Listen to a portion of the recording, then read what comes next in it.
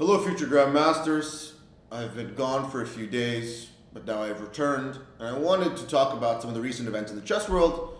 I thought that a lot of people, you might have heard of me in September 2022. You might have followed my career before that. Maybe you've recently followed my career.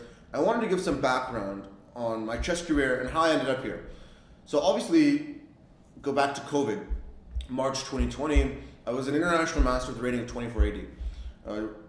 I was a chess teacher in high school, and when COVID happened, all of the sort of schools closed. So I had no way to make money. So then I started streaming, and from maybe March or April until September, I streamed almost nonstop, and I became one of the top players on chess.com, and I played all these matches against Hikaru and all these strong players, and I gained a lot of confidence. And in December 2020, I decided during my senior year of high school to sort of just leave school for 5 months. And from December until May, I didn't attend a single in-person class. I was traveling Europe. I started in Spain, then I went to Italy, then I spent 20 days in Belgium, and then I went to Serbia, and I played in Serbia nonstop. Then I went to Italy, then back to Montenegro, then to Serbia again, and then I finished in Montenegro, came back May 1st after leaving December 10th to America, finished my senior year of high school, graduated, and then after that I took a 3-week break only to play nonstop. From that, I broke the record of I think it was like 261 classical games in 1 year, going from 2480 to 2700 in record time.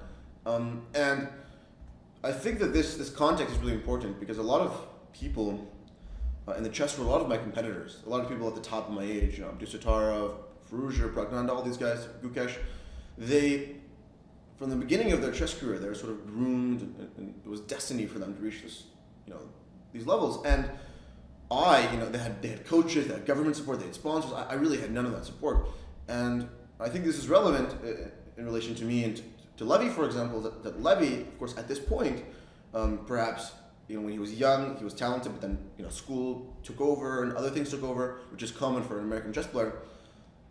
At this current point, you could say that for me to become a world champion after only a couple of years ago, being this lowly I am, it would be quite an impressive story, while most of my sort of competitors were already far higher at this point. And for Levy, sitting at around 2350, being at the age he is, maybe 30 something, obviously for him to become a Grandmaster would be a great abnormality.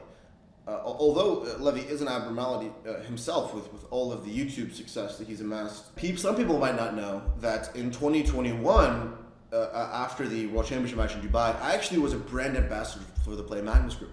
So when people see this history of all these, sort of all this drama, there was one point where there were 2 brand ambassadors of the Play Magnus Group, and you can guess who those 2 people were. And at one point, I was actually really, really well received in the chess world. I received all these invitations. In 2022, I received all these invitations to the Champions Chess Tour, all these wild cards. I played in Prague. I played in invitationals. All of that. I played in invitational in Capablanca Memorial. I played in the Teep Siegmund tournament, which I won. And for example, Teep Siegmund tournament, I was the last minute invitation, the lowest rated person, and I came and I won the tournament. So, it's funny that people see me as this outcast, when in reality, before, let's say, all these events, I was actually pretty well received. And it's important to note that how the chess world treats you, the impact it can have on your chess career, and how the small differences. For example, someone like Faustino Oro, he's an extremely talented player.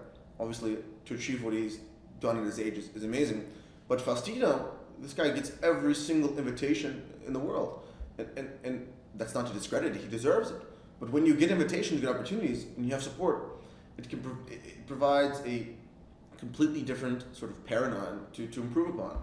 And Levy, of course, it's a different situation where him having all these viewers is sort of a gift and a curse. Obviously, when things are going well and he's winning, the support is going to be amazing. But often in chess, the emotions of losing far outweigh the emotions of winning, and the dejection that one can feel after a loss truly can't be compared to a win. Obviously, there are exceptions. So, obviously, I went from having all these opportunities, being the brand ambassador, getting all these invitations, everything was great. I would reach, The tournaments that I would reach out to with a rating of 2650 that I now reach out to now don't even respond to my emails. Before, they were dying to invite me. So obviously, from 2022 September to, let's say, 2024, let's just say next September from Championship, I was playing on these open tournaments. I didn't receive a single invitation from the St. Louis Chess Club. I didn't receive a single, the first invitational tournament that I played was the Tournament of Peace in Zagreb, where I performed at 29.54, the highest performance that year and one of the highest performances ever. And that was, but obviously I was the number one seed there. Then I played the London Chess Classic, and then, obviously in 2024, I still had the open tournament, still had to be the number one seed ever, and my big breakthrough, finally came with a series of tournaments this summer where I played the French League, where I gained like 15 points at an insane score. Then I played the Turkish League, I think Turkish was before, which I absolutely crushed. And then I played my Hans against World Matches, where I beat, first I beat Anishkiri in a dominant score, and then I beat Nikita Vitugov, then I beat Etienne Recruit, and then I started, I'm climbing. And then US Championship, I did okay. I obviously could have done better. So I've had this big breakthrough, but people sort of haven't realized that if I can manage all the pressure and the lack of opportunities, the lack of financial support, and all these things, then I would hope that it would serve as inspiration for someone like Levy to, despite the fact that he has all this attention, it's simply a matter of perspective. The one perspective is, he has 6 million subscribers. This is so bad. I can't do anything in privacy. What about the perspective? I'm so grateful to have all these subscribers and to make so much money and to have so much influence and so much ability to inspire, right? Like, it's all about perspective. You can say, I wish I could just play a tournament and close doors. I wish I didn't have this pressure.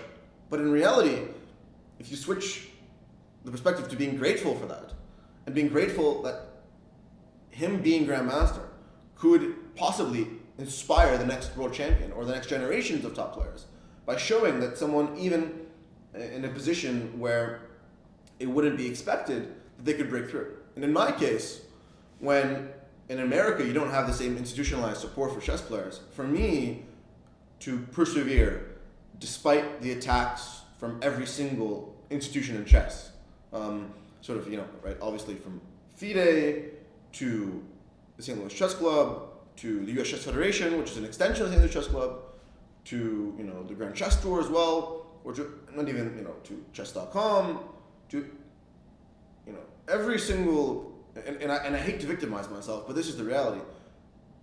I would hope that if I can have the perspective and the ability to be grateful for the opportunities to persevere for this, that should serve as inspiration, not just for Levy, but for other chess players around the world. And although this year, for example, I wasn't invited to the American Cup, which was very disappointing. 3 players lower rated than me were invited. I'm 2730. They invited 2 players who are 2680 and 1 player is 2600. And that is the 3rd year in a row that I've not been invited. So it is, of course, very disappointing and very disheartening that I continue to be sort of snubbed aside in not be included in things which I believe, which I rightfully deserve. However, as I've said, and one of my note I face is the chess will speak for itself.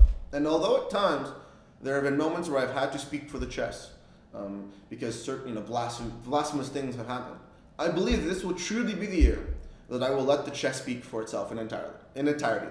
And although I might have to use words at times because the chess can only articulate things to a certain degree of accuracy, I really believe that with all the tournaments coming up this year, with obviously all the online tournaments, I intend to organize a lot of my own matches. It's been difficult, after winning these 3 matches to get new opponents, but I promise you guys, I'm going to play so many matches this year. It's going to be an endless sea of entertainment and content and competition and pure meritocratic, war. And obviously with the Saudi Sports World Cup, with the actual World Cup, with the Grand Swiss, with this entire cycle, like this year is jam-packed with tournaments, maybe up to the 960 tournaments. This is literally going to be the year of a big breakthrough. And I am really excited to have you guys all on this journey. I'm going to document everything. I'm going to have videographers with me at tournaments. I'm going to have recaps. So thank you guys for the feedback. I hope that I can serve as inspiration to chess players or to anyone trying to persevere in any sort of walk of life. Thank you guys for watching, and to all future Grandmasters, good luck.